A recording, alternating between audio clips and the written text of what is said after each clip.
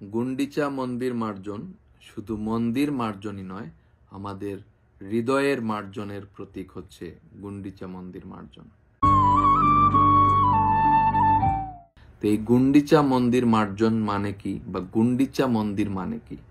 তা আমরা জানি যে পরমেশ্বর ভগবান জগন্নাথ দেব তিনি বৎসরে তিনি তার রথযাত্রা উৎসবে তার শ্রীমন্দির পরিত্যাগ করে তিনি রাজপথে প্রত্যেক ভক্তকে, প্রত্যেক জীবকে দর্শন দেওয়ার জন্য তার ভ্রাতা বলরাম, সুভদ্রা এবং সুদর্শনকে সাথে নিয়ে তিনি পরিভ্রমণে যান এবং সেই গুন্ডিচা মন্দিরে তিনি 7 দিন অবস্থান করেন।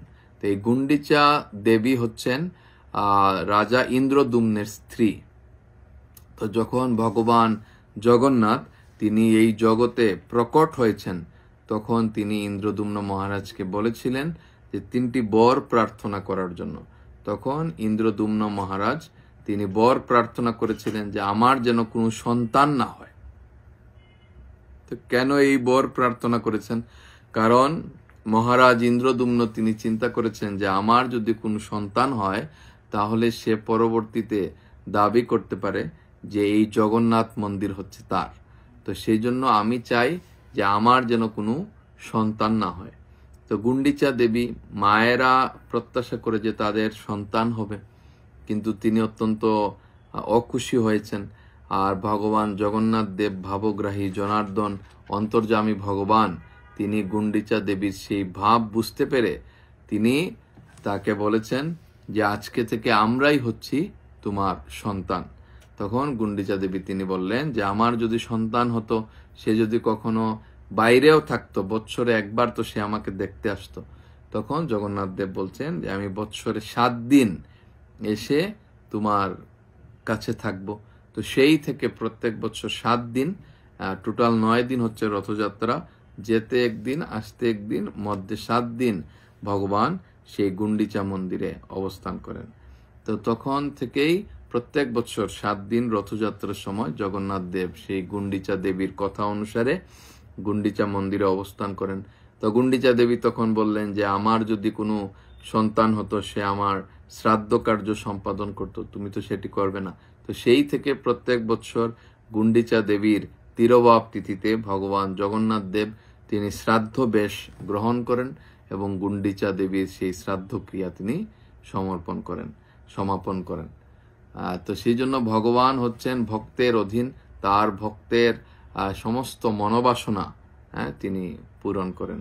তো গুন্ডিচা দেবীর সমস্ত মনোবাসনা তিনি পূরণ করেছেন এবং সেই গুন্ডিচা মন্দিরে যে ভগবান জগন্নাথ, বলদেব, সুভদ্রা, সুদর্শন অবস্থান করবেন, তো সেই জন্য পূর্ব দিন সেই গুন্ডিচা মন্দির মার্জন করা হয়, পরিষ্কার করা হয়, ভগবানকে আহ্বান করার জন্য খুব সুন্দরভাবে সজ্জিত করা হয়।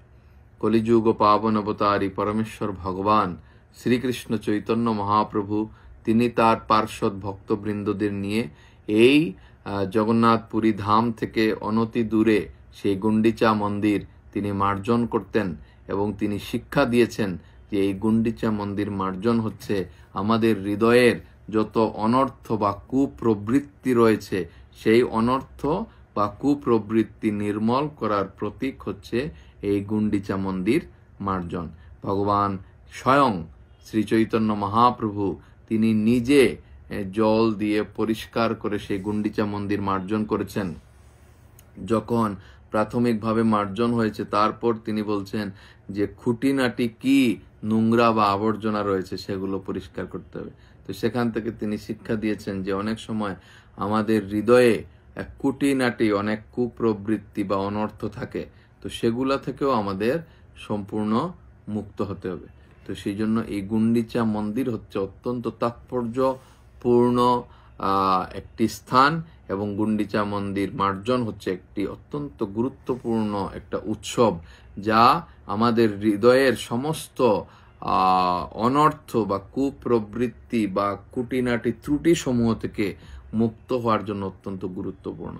তো সেই জন্য আমরা সবাই এই দিন ভগবানের শ্রী মন্দির পরিষ্কার করতে পারি, আমরা ভগবানের কাছে প্রার্থনা করতে পারি যে হে প্রভু, আমি কোটি কোটি জন্ম ধরে এই জড়জগতে পতিত হয়েছি, তোমাকে ভুলে আমি এত দুঃখ কষ্ট ভোগ করছি, কিন্তু আমি তবুও আমার এই ইন্দ্রিয় তৃপ্তির বাসনা বা কুপ্রবৃত্তি থেকে মুক্ত হতে পারছি না। তো দয়া করে আমার হৃদয়ের সমস্ত অনর্থ, সমস্ত আবর্জনা থেকে মুক্ত করে পবিত্র করুন এবং সেই পবিত্র স্থানে আপনি অবস্থান করুন। তো এই জন্য আমরা প্রত্যেকেই, আপনারা যে যে জায়গায় আছেন সেই স্থানের আশেপাশে যে জায়গায় সেই রথযাত্রা মহোৎসব উদযাপিত হবে, সে স্থানে আপনারা অংশগ্রহণ করতে পারেন এবং এই গুন্ডিচা মন্দির মার্জন উৎসবে আপনারা যুক্ত হতে পারেন। সবাইকে ধন্যবাদ। হরে কৃষ্ণ।